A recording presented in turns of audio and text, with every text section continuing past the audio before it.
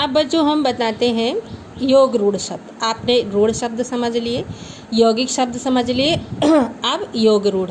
जो शब्द दो या दो से अधिक सार्थक शब्दों या शब्दांशों के मेल से बने हों पर किसी विशेष अर्थ को दर्शाते हों, वे योग रूढ़ शब्द कहलाते हैं। यानी देखो, आपने पढ़ा कि इसमें भी दो शब्द थे, ठीक है, और लेकिन इनका कोई अलग अर्थ नहीं। बैलगाड़ी मतलब बैलों की गाड़ी ही।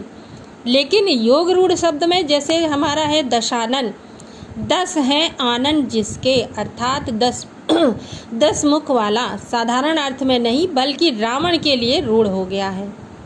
समझ गए ना आप। इसी प्रकार लंबोदर, लंबा धन उदर, यानी लंबे पेट वाला, बड़े पेट वाला, भी साधारण अर्थ में नहीं बल्कि लंबा पेट वाला कौन होता है? गणेश। तो गणेश के अर्थ में इसका प्रयोग हो गया है। ठीक है, तो ये आपको समझ में आ गया। योग रूढ़ शब्द जिसके टुकड़े नहीं हो सकते, यौगिक शब्द जो अलग अलग शब्दांशों को जोड़कर मिले होते हैं और इनके अर्थ होते हैं।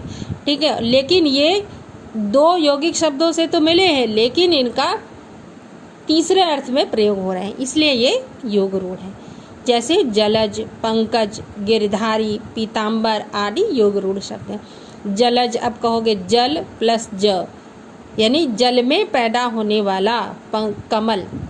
क्या जल में कौन पैदा होता है? कमल। पंकज, पंक धन ज, पंक माने कीचड़ और ज माने पैदा होने वाला। कीचड़ में पैदा होने वाला कौन के पैदा होता है? कमल। ठीक है, ऐसे ही इनके सब के अर्थ हैं। अब हम आगे दूसरा है उत्पत्ति के आधार पर, यानी बनावट के आधार पर। उत्पत्ति के आधार पर शब्दों के 4 भेद होते हैं। कौन कौन से? तत्सम शब्द, तद्भव शब्द, देशज शब्द, विदेशी शब्द। ठीक है, उत्पत्ति के आधार पर। अब यह टेबल में बताया गया है, ये ऐसे लिखा हुआ है, यही चीज़ है सेम। तत्सम शब्द। अब तत्सम शब्द हम सबसे पहले लेते हैं। संस्कृत भाषा के जो शब्द हिंदी में ज्यों के त्यों बिना बदले प्रयुक्त होते हैं वे तत्सम शब्द कहलाते हैं। जैसे घृत, सूर्य, ग्रह, क्षेत्र आदि। यानी संस्कृत के ऐसे शब्द जो हिंदी में ऐसे ही प्रयोग बिना ज्यों के त्यों यानी बिना परिवर्तन किए प्रयोग किए जाते हैं, वे तत्सम शब्द कहलाते हैं। और तद्भव शब्द वो हैं संस्कृत के जो शब्द रूप परिवर्तित होकर हिंदी भाषा में प्रयोग किए जाते हैं, तद्भव शब्द कहलाते हैं। जैसे आंसू, मुंह, घड़ा, घर, हाथ, खेत आदि। यानी जो इनका अगर हम इसको आंसू को तत्सम बनाएं तो क्या होगा? अश्रु। मोह का मुख, घड़ा का घट, घर का ग्रह, है ना। तो ये हिंदी है, ये है संस्कृत में। इतना समझ लो आप। अब देशज, देशज शब्द जैसे नाम से ही स्पष्ट हो रहा, देश ज, देश में पैदा हुए। वे शब्द जो क्षेत्रीय प्रभाव से आवश्यकता अनुसार निर्मित होकर प्रचलित हो गए हैं, देशज शब्द कहलाते हैं। जैसे जूता। अब देखो, कहीं पर इसको कुछ बोला जाता है तो कहीं पर कुछ बोला जाता है, पर कोई शूज़ बोलता है तो शूज़ इंग्लिश का शब्द है। लेकिन ये जूता शब्द जो है क्या है? क्षेत्रीय भाषा का शब्द है। क्षेत्रीय प्रभाव आप समझते हैं ना, किसी क्षेत्र विशेष में बोली जाने वाली बोली जिसको बोलते हैं। तो जैसे जूता, डिबिया, पगड़ी, थैला, खिड़की आदि ये शब्द जो हैं देशज शब्द हैं।